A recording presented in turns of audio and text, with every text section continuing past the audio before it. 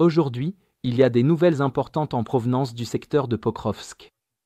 Ici, les Russes viennent de lancer l'une de leurs plus grandes et désastreuses offensives de la guerre, une tentative désespérée de percer les lignes ukrainiennes et de soulager leurs forces encerclées.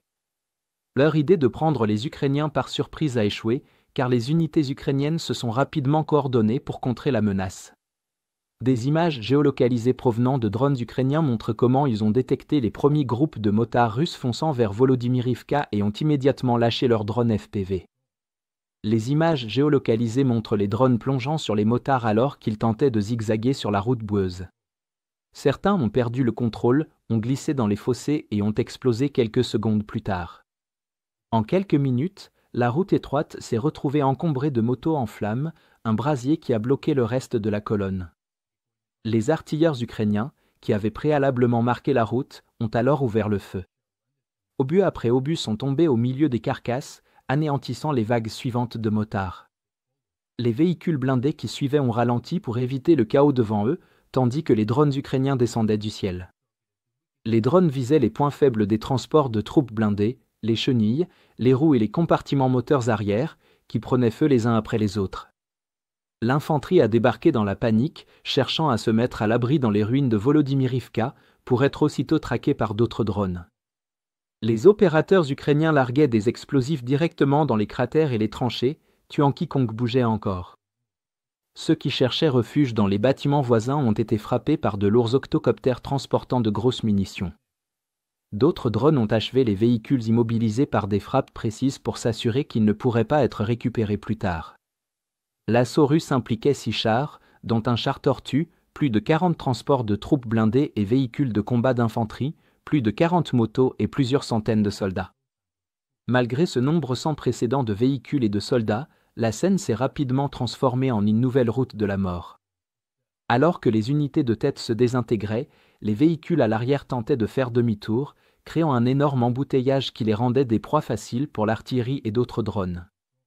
La reconnaissance ukrainienne a confirmé qu'à la tombée de la nuit, au moins 3 chars russes, 16 véhicules blindés, 41 motos et 2 voitures supplémentaires avaient été détruits. Les premiers bilans faisaient état de plus de 100 Russes tués et 50 blessés. Plus tard, des combattants de la brigade Azov ont rapporté que, malgré ces pertes, environ 32 fantassins russes avaient réussi à débarquer près de Volodymyrivka, mais 12 ont été tués presque instantanément. Les survivants se sont cachés dans des caves et sous les décombres, mais les octocoptères ukrainiens ont largué de lourdes bombes sur eux toute la nuit, et à l'aube, il n'y avait plus aucun mouvement à observer dans la localité. Cette attaque massive faisait partie du plan désespéré du commandement russe pour ouvrir une route d'approvisionnement vers leurs forces piégées près de Dobropia. Suite à la détonation antérieure du pipeline d'ammoniac près de Rusyn-Yar, les commandants russes espéraient exploiter la confusion et la menace qui en résultait. Le gaz toxique d'ammoniac s'est déplacé vers l'ouest, précisément en direction de la ligne de communication terrestre ukrainienne, mettant les soldats ukrainiens en grand danger. Cependant, dans les faits, cela signifiait simplement que les Ukrainiens ne pouvaient pas renforcer rapidement leur présence dans la ville, tandis que les unités de drones et d'artillerie ukrainiennes restaient intactes et capables de riposter. De plus, les Russes pensaient que le mauvais temps empêcherait les Ukrainiens d'utiliser ces drones, mais comme le montrent les images, les opérateurs de plusieurs brigades et les équipes d'artillerie ont parfaitement coordonné leurs actions et sauvé la situation, transformant le ciel en un essai mortel pour l'assaut russe.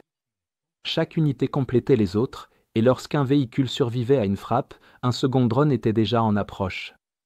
Globalement, les vagues d'assaut russes près de Volodymyrivka resteront comme l'un de leurs échecs les plus catastrophiques près de Pokrovsk. Même après avoir fait exploser le pipeline dans une tentative désespérée de distraire les forces ukrainiennes et de les empoisonner avec un nuage d'ammoniac, leur offensive massive s'est soldée par une destruction totale. Les carcasses fumantes éparpillées dans les champs témoignent de la futilité de vouloir franchir les fortifications ukrainiennes et de rivaliser avec la domination des drones. Avec les pluies d'automne transformant le terrain en marécage et les ingénieurs ukrainiens minant chaque accès, il se pourrait bien que ce soit la dernière grande offensive blindée de la Russie dans ce secteur pour un avenir prévisible.